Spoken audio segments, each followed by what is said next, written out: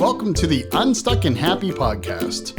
We all get stuck, but how long you stay there is up to you. I'm your host, John Polish, founder of the Unstuck Happiness Conference. And this is the show where we interview people who've overcome tremendous adversity and have emerged as leaders. So if you need a little inspiration and hope in your day, get ready, because here comes another great Unstuck story.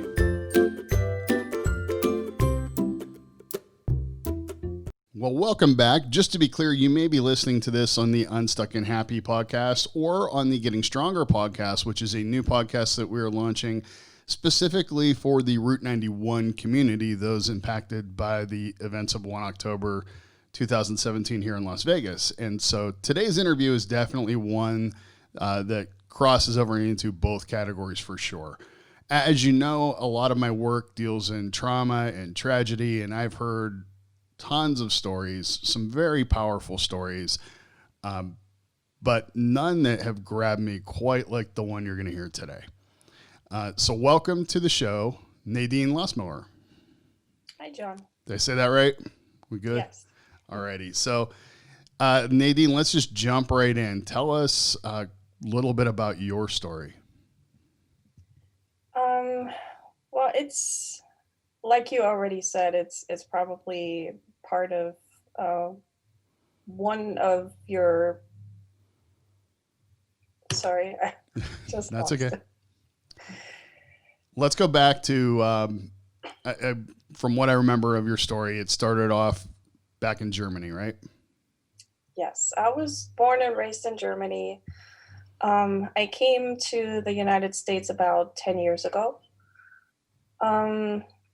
My entire life had one tragedy after another. I was emotionally, physically, sexually abused by my grandparents and my uncle for years when I was a child. I saw my grandfather die when I was only 3 years old. My fiance in Germany committed suicide when I was 23 and I found him. I was in a very abusive relationship here in the US, mentally, physically, sexually, and it ended with him murdering my 2.5-year-old son and taking his own life. When I finally, after 4 years, made the decision to report him to the authorities, and only like 9 months after that, I decided to go out for the first time. And I had a ticket to the Route 91 Harvest Festival in 2017. Okay, I'm going to stop you right there so we don't spoil the surprise here in any way. There's a lot going on there. You've been through a lot your entire life. So escaping all the abuse in Germany and coming to the U.S., first of all, that's a brave move in itself, just to be able to pick up and come here. What brought you to the U.S.? Well, I started traveling to the U.S. Probably now like 20 years ago, and I have friends here in the U.S. that I visited like maybe 2-3 times a year. And every time I came here, I kind of felt like I was at home. So I started to apply for a green card every single year, and it took 10 years, but then I finally got the letter from the immigration service here in the U.S. Saying that I was one of 50,000 people worldwide getting one. So my question was, do I still want this, or do I stay in Germany? But I decided this was the chance of a lifetime, and I don't get it back if I say no. Great. So I sent in all of my paperwork. I got accepted. I sold everything in Germany, quit my job, and I came here. And so you came here and you started a family here, right? Yes.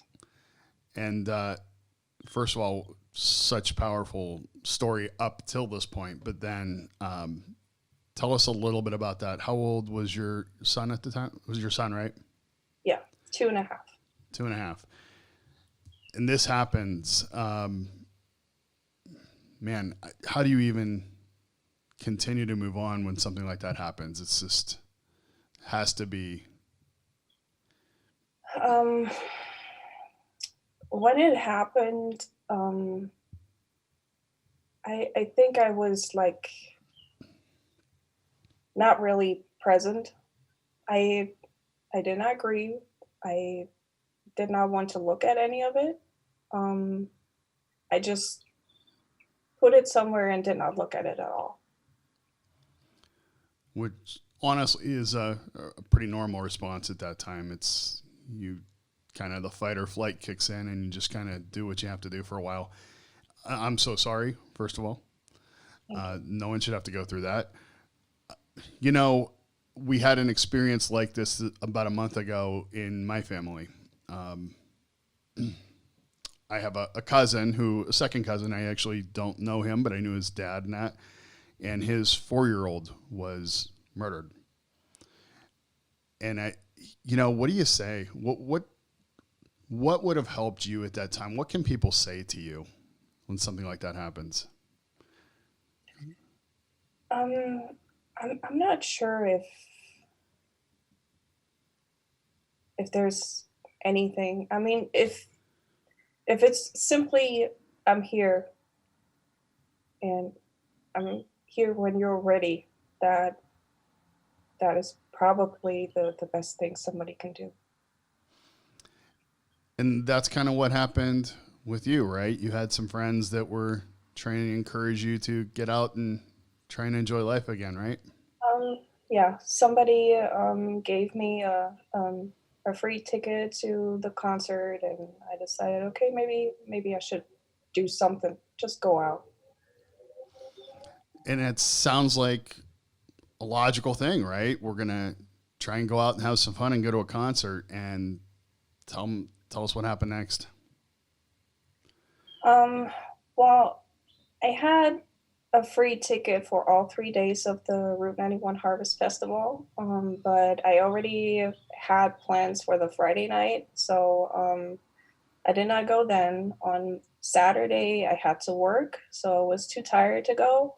But since I knew that on Sunday, Jason Aldean was going to perform, and he's one of my favorites, I decided, okay, let's do Sunday. Let's not miss this. It's the first time that I ever got to see him, so let's go. So I went. I stayed there the entire day.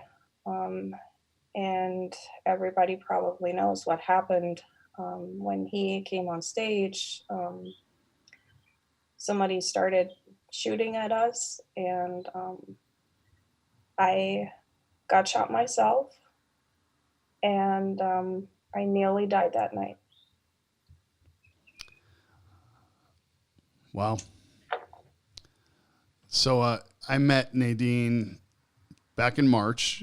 She attended the Moving Beyond retreat and told that story on a Sunday morning and literally had me in tears. Such a powerful. What's amazing is that you've had so many opportunities to just give up. So many things that have happened to you that many other people would have just said, that's it, I'm not trying anymore, or have turned to, drugs or alcohol or some other, addictive behavior just to avoid moving on. But you haven't done that. You continue to have hope. And I know that some days are better than others, as I can imagine.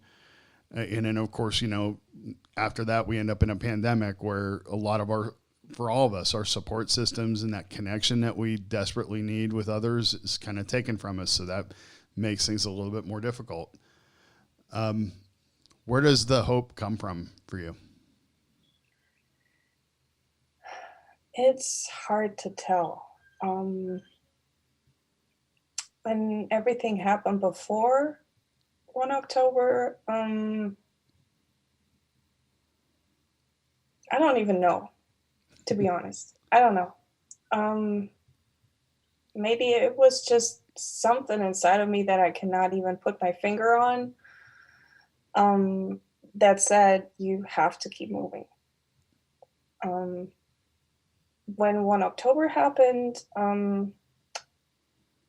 I had a therapist at that time who told me maybe I should start talking to some people um, who experienced the same thing I did that night, and maybe that would help me. So I made some friends, and they understood what I went through to a certain degree, because not everybody got shot, of course. Um, but I met some very um, nice people who basically helped me to push through that. One of the things that I found in working with Route 91 community is, you know, we see the TV, we see the statistics and the numbers and that.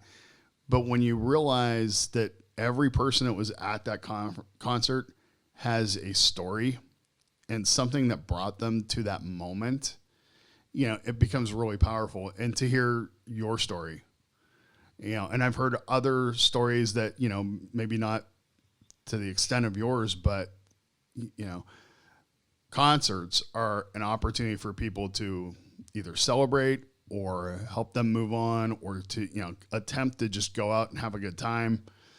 And for that experience to be basically taken from you and turned into a tragedy is awful. But I love the resilience, the perseverance, I guess, of the people that were there. Just to hear the backstories and to see what people have gone through, and to hear your story is just amazing. How much time was there in between your son and the concert? It was about 9 months. 9 months. So it was still very fresh. Yes. And how are you feeling these days? Um, I think I, well, to start with the pandemic that you mentioned earlier, I think that was my point where I had to really face everything that I went through.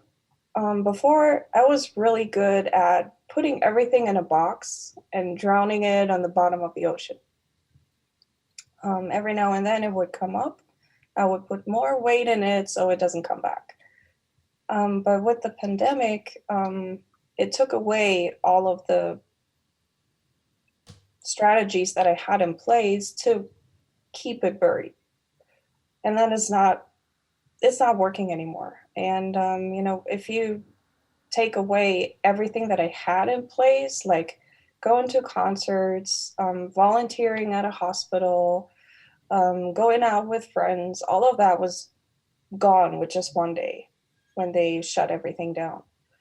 Um, so what I had to deal with was too much time with myself, too much time with my thoughts, too much time with all of the things that I went through. And I really had to sit down and look at it and work through it. So I believe since beginning of the year, not that I want to say that it's been worse, but um, I'm starting to work through everything that I need to work through. But I've made some major steps since then. I found a great new therapist who's really supportive and helps me to deal with everything, and I think that is very helpful. Yeah, having that time to yourself is I find it very interesting because we're constantly thinking, and we're either thinking about the past, the present, or the future. And when you're sitting there not knowing when things are going to open up again, when life can get back to normal, you're thinking about the past and the present, and that it can be very scary. And we're seeing alarming numbers of people suffering depression and, you know, all kinds of things as a result of too much time alone to think. And when you don't have that future to look forward to, it's scary. I've gone through it definitely myself during this time. So, first of all, thank you for being open and willing to talk about this stuff with us. It's really important for those of you who are listening, just to kind of get an idea. I mean, to see what Nadine has been through. So I've dealt with people who've had verbal and mental abuse, people who've had sexual abuse, people who've had grief and loss, and even people who have had trauma and things like being shot. But you've had all of it in a relatively short time. You know, how would your therapist or whoever it was said that you should be helping others who've been through your situation? Clearly, nobody's been through everything that you've been through, but what advice do you give to people? How do you help them to keep moving? I would say it is very important to find something that gives you a reason in your life. Of course, that is not always easy, but it's important that you understand that never give up. You can never give up. You need to keep trying, because once you find that reason for yourself, it gives you so much inside of yourself. Um, your your whole body, your mind, your heart, it just feels completely different if you find something that keeps you going. And how do you recommend we find that? Um, how do I recommend? That's a good question.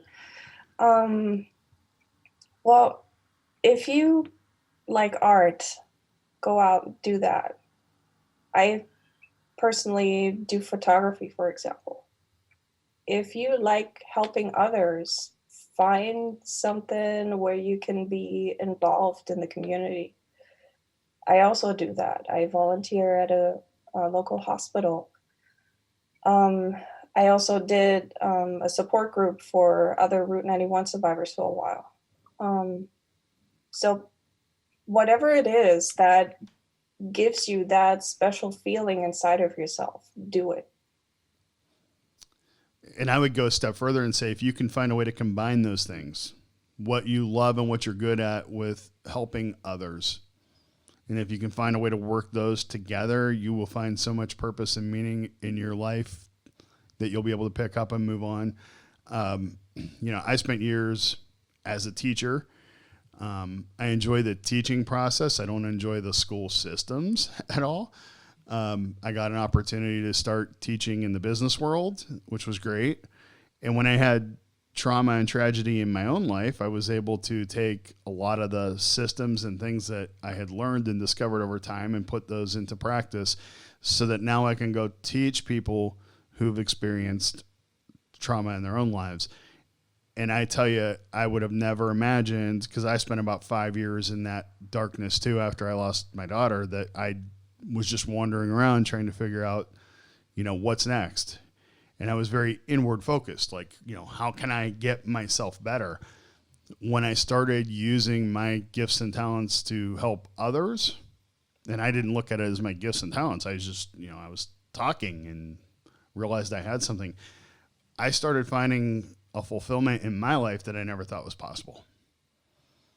And so overcoming trauma is, people talk about overcoming trauma and tragedy all the time. Do you feel like you've overcome it? I think I'm still in the process of working through everything. And Yeah. it can take years. Yeah. There's no timeline.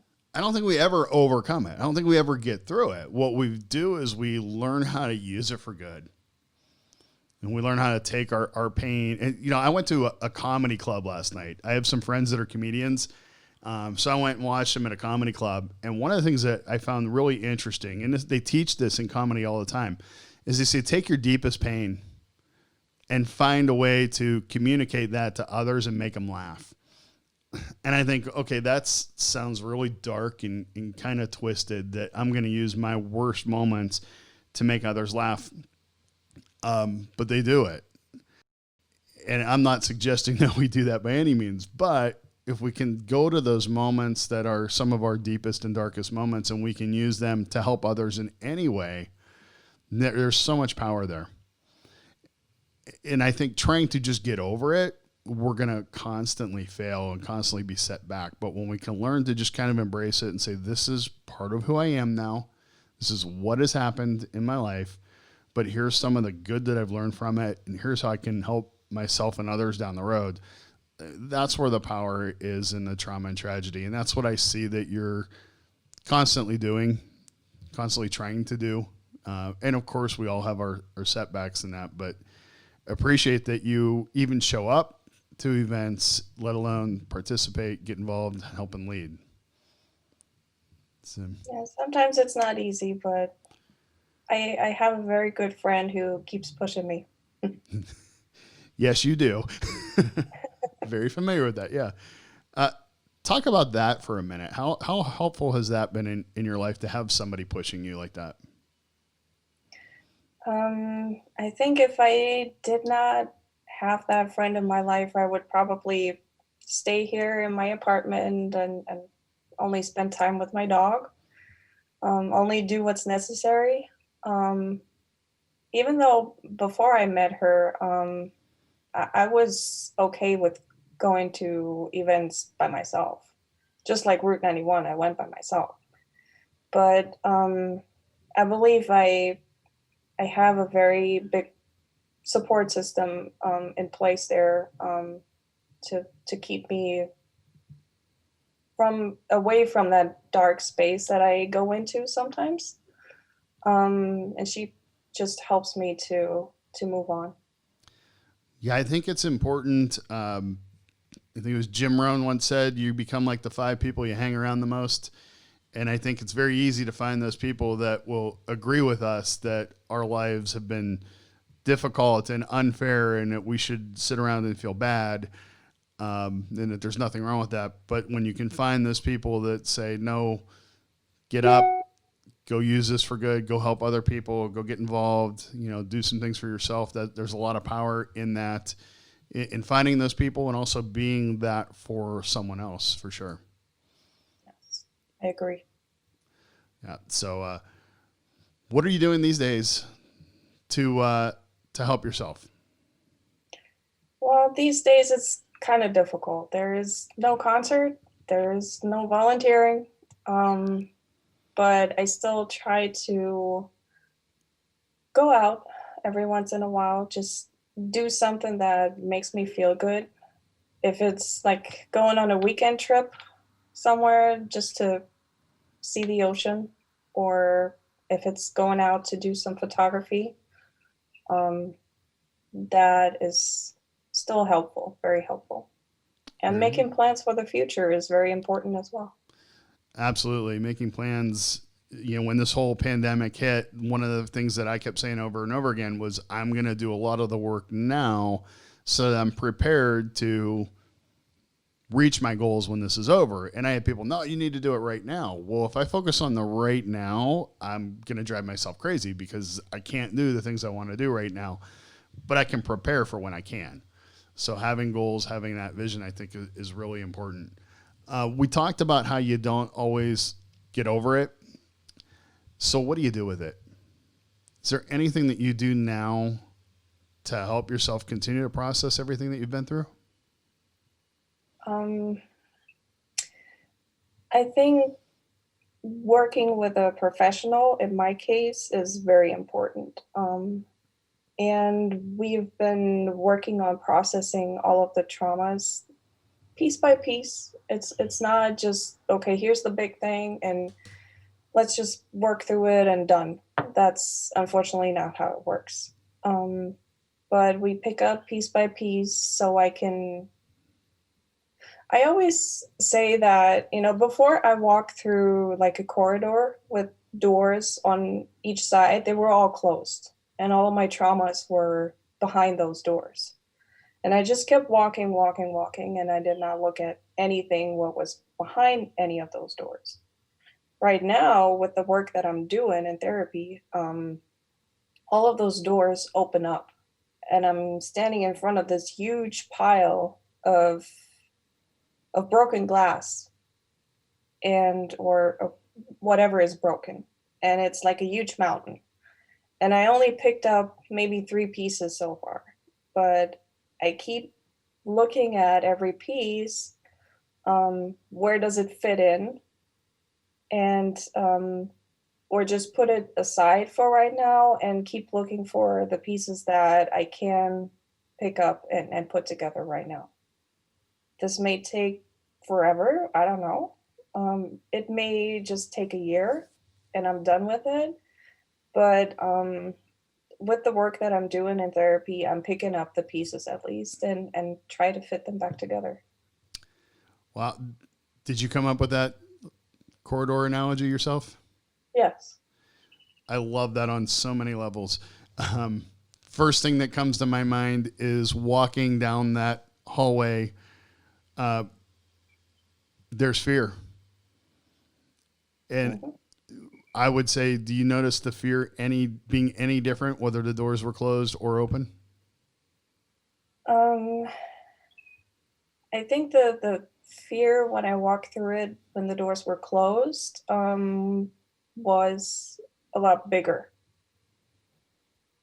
because if you keep something just hidden somewhere, it hits you 10 times harder than when you actually face it. That's kind of what I was thinking. And yet the reason we keep the door closed is because we don't want to face it because we're afraid of what's there. But that I do think that the fear ends up being the same or worse when you keep them closed. So that's, yeah, very powerful. Not only that, but your reference to picking up those pieces. What do you picture doing with those pieces? I believe I want to put a life back together that continues to be worth it, worth continuing to live. And how do you picture that in comparison to how you were before you entered that hallway, if that makes sense? In other words, when you put those pieces back together, does it look like your life used to? No. No. No. You know, you pick up every piece, and in the end you have to decide, does that still fit into what I want to put together, or do I get rid of it because it doesn't serve me any purpose? Yeah. So it's using those pieces to create something brand new, essentially. Yes. Because we cannot go back to who we were before all of this happened. It's not possible. Mm-hmm. You know, it's interesting because I think all of us are different people now than we were 10 years ago, and we'll be different 10 years from now. But when we experience this trauma, this tragedy, the first thing that I hear people say is, well, I need to get back to normal. And my first thought is, why? Was normal that great? You're going to be different anyway. So you have an opportunity now to use your experiences to change you, to make your life better than it was before. Yeah. And I mean, normal, who defines normal? What is normal? And it can be your new normal now. Right. It does not need to be what it was before it all started. Yeah, nobody wants to go see a movie about somebody who got good grades in school, got a good job, and everything worked out fine. That's a really boring movie, isn't it? Yeah. Your life, however, can definitely be, an award-winning movie for sure. I always say, if this was a book and somebody started reading it, nobody would believe it. No, it's almost, if you tried to turn it into a movie, exactly the way it was, people would think that it was fake, that it was done just for that. So what are you looking forward to the most now?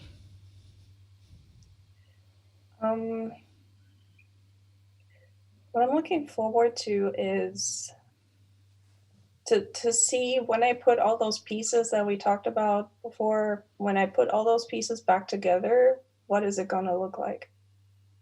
Who am I going to be? I mean, I made these plans that I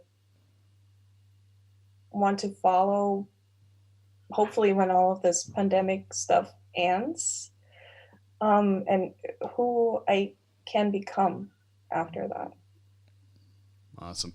Well, I wanted to hear from you. I'm so thankful that you did this with us because, there's so many people out there, hopefully that are listening that have been through any one of the things that you've been through, let alone everything, right? And to hear someone like you who is able to constantly pick yourself back up and move forward, and it might not be the way that you want it to be at this moment in time, but you're making progress and you're moving towards something. And I love your analogy because you're not even sure at this moment what you're moving towards, because you don't know what that's going to look like when the pieces are back together. But you know that there's the potential for there to be something beautiful at the end. So I really appreciate that. And I'm hopeful that that resonates with people that are listening. So no matter what you're going through, just know that, and I love that. I tell people, when you say you don't know what I'm going through, you've admitted victory. You've admitted you're going to get through it. Or else we'd say to people, you don't know what I'm stuck in, right? Because we know we're going to get through it, and we're going to take pieces of what we've been through, and we're going to use it to create something much more beautiful on the other end. So Nadine, thank you so much for sharing with us. What is I asked this of everybody, what is the one piece of advice you would give to somebody that's feeling stuck today? I'm not sure if I'm the right person to give any advice, but when you're stuck,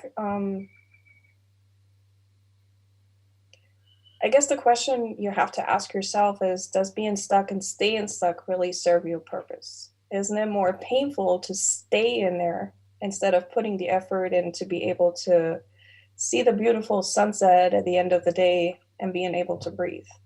Isn't that a better outlook? And just to comment on your statement there, when you attended that retreat, and the first day, I'm not going to lie, you walked in and you stopped and you stood there for a while before you ever approached the table to sign in. And I saw on your face the moment, the heaviness of the moment, and not just you, but a few others too. And I remember turning to the person that was helping me out and saying, I can't do this. This is way more serious than what I thought, because we had a room full of people who were at the concert for 3 days working through emotions. And here I am leading this, and I'm like, this is heavy. I don't know that I can make it through this. And on Sunday morning, you got up and shared your story. And I can tell you that it had me moved to tears listening to you. And so for you to make the comment that you don't know if you're the right person to give advice, your story is so powerful. And the fact that it's not just powerful that you've been through that. What was powerful was that you were able to stand there and share in that moment. And we all got to see you. And now, after hearing what you've shared today, in that moment, I look at you and I see you picking up a piece of glass for your story. It's just another one of those moments that you are moving forward. So you absolutely have an ability to help people right now where you're at. You don't need to be perfect. You don't need to have it all figured out first. We can start helping people where we're at. And you are definitely helping people. And I can tell you there were at least 20 people in that room that would say the exact same thing. So thank you so much for sharing. Thank you, John. All righty. Thank you guys for listening. Tune in again next week. Another episode of Unstuck and Happy. And very soon we will be launching with a lot more stories for getting stronger for Route 91. Thanks a lot and have a great day. Make sure you head over to unstuckandhappy.com, where you'll find the video version of all of our podcasts, as well as information about upcoming Unstuck Happiness conferences and moving beyond personal development retreats. Those are amazing. Make sure you join us again next week for another great Unstuck story. And in the meantime, keep living unstuck and happy.